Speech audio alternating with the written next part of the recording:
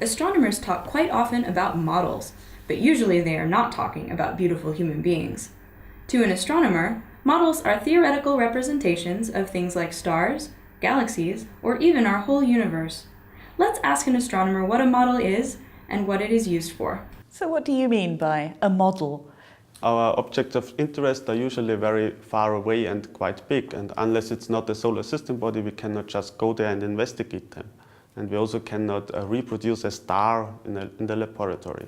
So we try to use our computers to reconstruct these objects and make models. And by using our understanding of the laws of physics and assuming that these laws are valid in the whole universe, we try to reproduce these objects with simulations and then compare our results of these simulations to these observations we can make. So can you give us an example of what you actually do? So one example would be radiative transfer modeling. So all the information we can get from these objects is enfolded in the photons which reach us on Earth. And with our models we try to reproduce exactly this information or this observation. Here you can see nice images of protoplanetary disks. These are the objects we are especially interested in.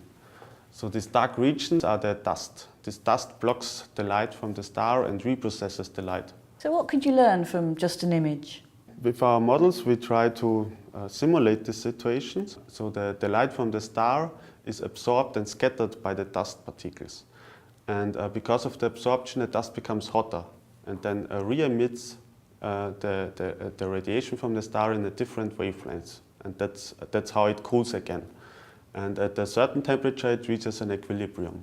And so with our models we can calculate actually the dust temperature. Oh, so with the model we've learnt something new about the dust. Absolutely. We can not only calculate the dust temperature, but also can tell something about the density and the structure of the disk. And we can even tell something about the composition of a single dust particle or also the sizes of the dust particles. To check if our calculations are right, we compare our results to the actual observations. So here you can see a so-called scattered light image. On one side you can see the actual observations and on the other side it's the results of our models. And you can see it looks quite nice.